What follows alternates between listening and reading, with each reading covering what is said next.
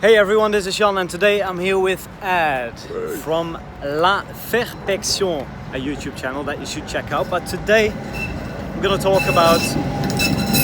Hello Tram. Today we're going to talk about how you can get a job where you can use your foreign languages.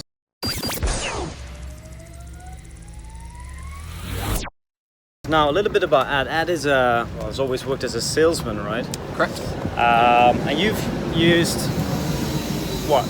German, English, French, and then Spanish for your job. Yeah. What would you recommend? Like if people speak a few languages and they want to find a job for which they need these languages, what should you pay attention to? Yeah, so I've had a lot of good and bad experiences with language jobs.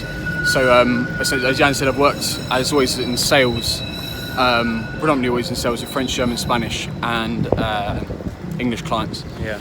And one thing that when I left university was that essentially I was very, very focused on, I studied languages. I was like, I need a language job, I'm going to use my languages all the time, and blah, blah, blah. However, and this is through bad experiences, that if you just focus on the languages, you're not really focusing on what you want to do. Yeah.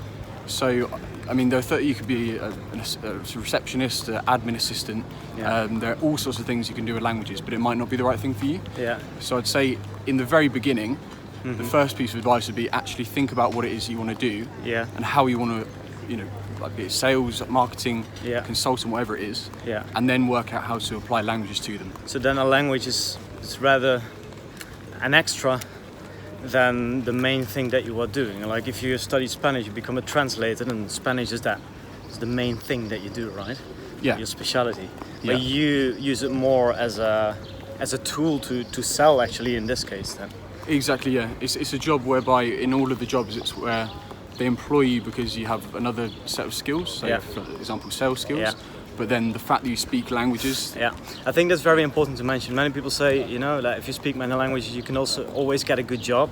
And I think that's true. But I think it's very important to mention that, you need another skill as well. Just language, you cannot do that many things. I mean, you can become a teacher, translator, but what else? If you have a second skill, I had selling, for example. Yeah, I had that issue when I first left uni. Yeah. I stupidly assumed that I was like, I'm going to walk into a job because I speak 4 languages. Yeah.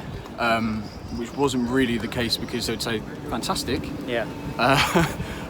But we don't need someone to take us on holiday to four countries. Exactly. We need someone to do a specific job, and languages would be a plus. So think about that as well.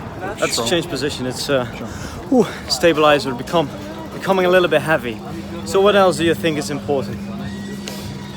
In terms of looking for a language job? Yeah. You think it's important like that? Speaking the language is a requirement, for example? I would also say in terms of, so let's say once you've worked out what job it is you want to do. Yeah. So let's say, I'll use my example, so sales. Yeah. Is that there'll be a lot of companies where they'll say, language is fantastic, that's really, really good. And they'll say that's something they're looking for. Yeah. But it's often a nice to have and it's not actually required. Yeah. So what that means is that you might every now and again have a German or French client that you might need to speak to. Yeah, I see. But it's not regular, so you need to really, really qualify that in the interview process and just say, concretely, how many clients or how often will I be using my languages? Yeah. What do you think, what level should you have when you apply for a language job, basically? Do you think that, because I can imagine working as a salesman, you need to have a very high level in all the languages, or not? Good, that's a very good question. So I'll give you two of my own examples. Yeah. The first job, first proper language job I had was I was working as a technical consultant. Yeah. And it might sound like you need a really, really high level, but ultimately it's the same vocab over and over. Oh, I see. So I'd say if you've mastered a certain amount of vocab, as long as you could understand the client and have a bit of banter, as we say, you can get on with them. Yeah. Your level needs to be good, but not amazing. Yeah, then it's okay, because... Yeah. Sales, however, is obviously, you need to really get on with your client, you need to take them out for dinner, you're pitching, you're presenting. I guess eventually they need to trust you, and of course if you speak that language that helps. But if you deliver, they know you can trust you, then maybe that's even more important, or what do you get that from? And the almost tip I would give on this bit is that I know there are a lot of people, I see it on language forums, and I think we see it quite often ourselves, myself included, is that you want to learn lots of different languages. Yeah. But if you're really serious about using them at work, is that genuinely if you can speak 1 or 2 really well, then that's going to be a lot more beneficial for you than speaking 10 a little bit. I see.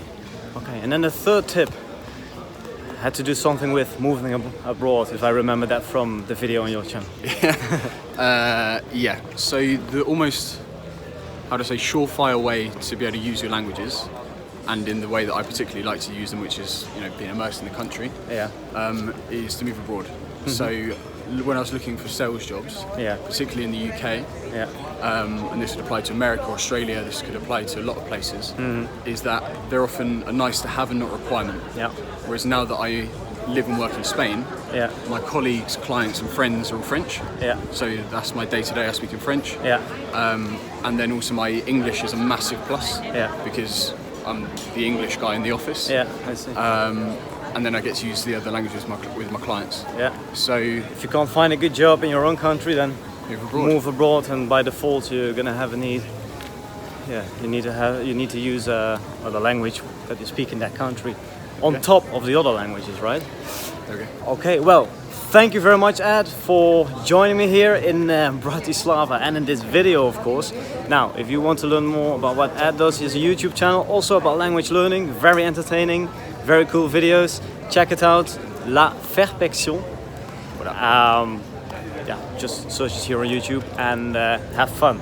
That was it for now. Greetings from Bratislava. Ciao, ciao. Adios. Ciao. Bye bye.